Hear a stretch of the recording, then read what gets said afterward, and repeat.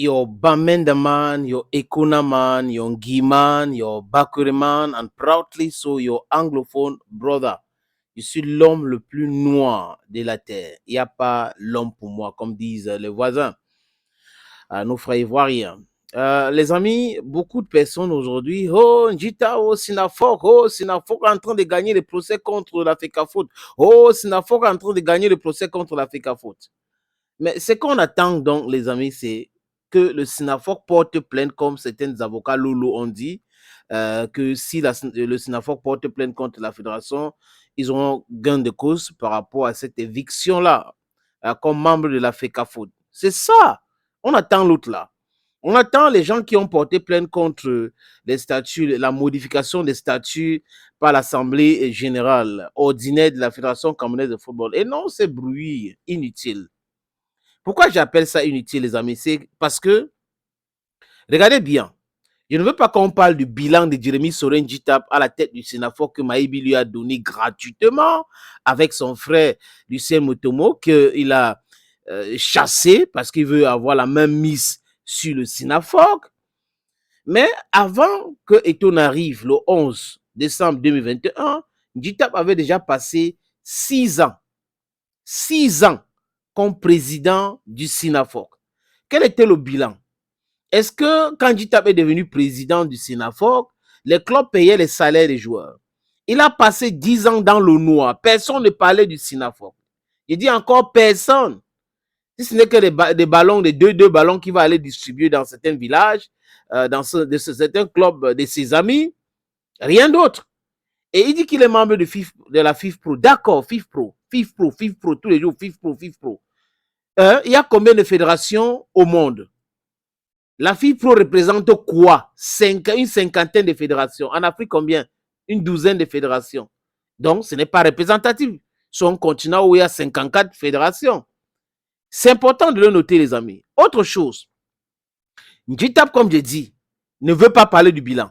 Combien il reçoit de la FIFPro et combien est-ce qu'il dépense? Il ne veut pas parler. Je ne parle pas de depuis 3 ans, je parle de depuis 6 ans. Donc, je vais dire, je prends sur les 9 ans là, je coupe 3 ans depuis qu'Eto est arrivé, je mets de côté.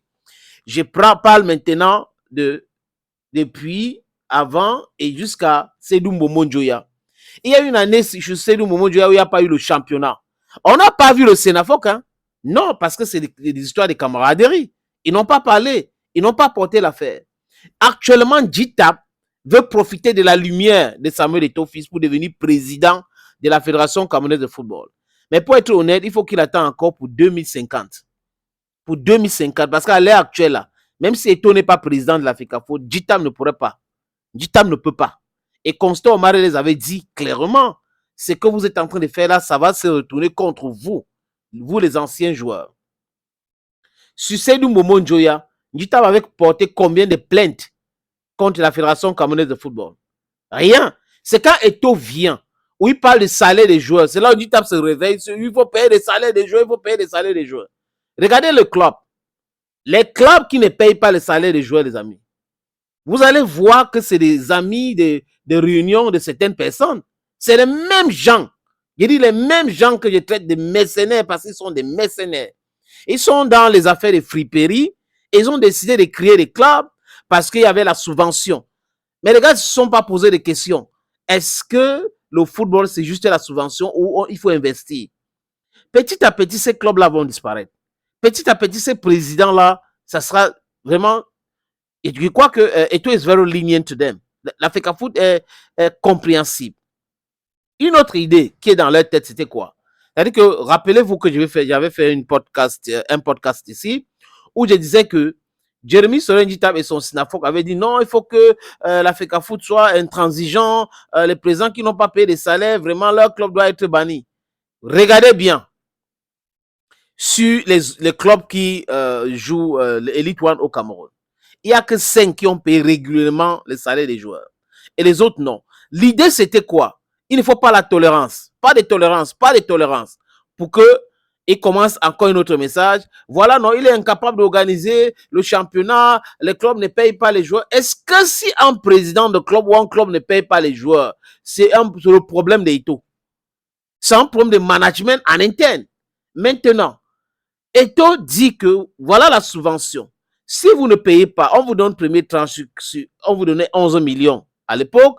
Aujourd'hui, moi et la FECAFOOT, on vous donne 48 millions. Mais on va partager ainsi de suite. Si on donne la première tranche, deuxième et troisième tranche, vous devez justifier si vous êtes en règle envers vos joueurs. Et là, les amis, on a vu les blogueurs qui sont les blagueurs et des brigands et des soi-disant activistes qui sont à l'extérieur alors qu'ils sont des manipulés, des manipulateurs, passer leur temps à dire que Eto'o n'a pas à demander les comptes à ce club-là. Donc, on vous donne l'argent, on ne demande rien. On ne demande rien. Vous ne payez pas les salaires, ce n'est pas un problème. Ils ont tout fait pour créer une situation de normalisation. Ce n'est pas arrivé. Et Njitap est toujours très actif là-dedans. J'ai dit encore à ceux qui sont en train d'applaudir Njitap aujourd'hui de me montrer une plainte de Jérémy Soren Njitap ou du Sinafok contre la FECAFOOT de Seydi Boumou Njoya, contre la normalisation. Parce que le football, c'est joué. Et on ne payait pas le salaire de ces joueurs-là. C'est depuis 2 ans qu'on voit payer les salaires des joueurs. Voilà les clubs qui payent les salaires des joueurs. Voilà les clubs qui payent les salaires des joueurs. Tel autre club ne paye pas les salaires des joueurs. Je suis d'accord qu'il faut payer le salaire des joueurs. Je suis d'accord qu'il faut sanctionner ce club-là. Mais il faut être méthodique. L'année prochaine, vous allez voir d'autres présidents comme des mercenaires qui étaient dans le COMEX, qui ont créé des clubs par-ci, par-là. Ils sont partis. Regardez Douala, par exemple. Il y a certains clubs qui ont disparu. Regardez l'Ouest. Il y a certains clubs qu'on ne parle plus. Donc, c'est au fur et à mesure, il faut être méthodique. La FIFA, devant la FIFA, Njitap a gagné encore. Njitap a gagné un autre procès. Mais les gars, vous ne vous rappelez pas de ce que vous avez dit hier. Donc, tout c'est la faute à la FECAFOOT.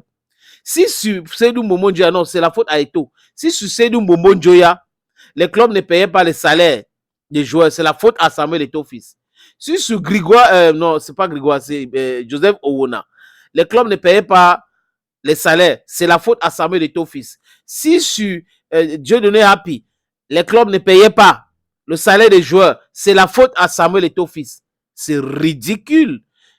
C'est pas comme ça que M. Njitap sera président de la FECAFOOT. À la recherche de la normalisation. On attend encore l'autre plainte, M. Njitap. On attend. Portez plainte sur le fait que la FECAFOOT a dit qu'elle ne veut pas travailler avec vous, que vous n'êtes plus membre. Portez plainte et avoir gain de cause que de rester dans la distraction. C'est la distraction.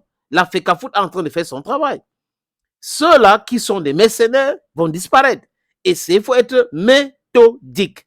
Chaque jour, vous êtes à la recherche. On va faire quoi pour lui faire mal? On va faire. C'est pas à lui. Si les clubs ne payent pas les salaires de joueurs, ce n'est pas Eto'o, ce n'est pas la FECAFOOT. La FECAFOOT fait ce que la FECAFOOT peut faire, hein, pour que les matchs jouent, pour que les choses se passent bien. Donc, c'est méthodique. Les assemblées générales de clubs sont organisées cette année. L'année prochaine, ça sera la même chose. Ceux qui n'ont pas respecté les cahiers des charges, je crois que ça sera que le sort de Saint-Jitab. On attend donc la plainte au niveau de la Cour pénale internationale aussi. Hein. Thank you, friends, and bye-bye.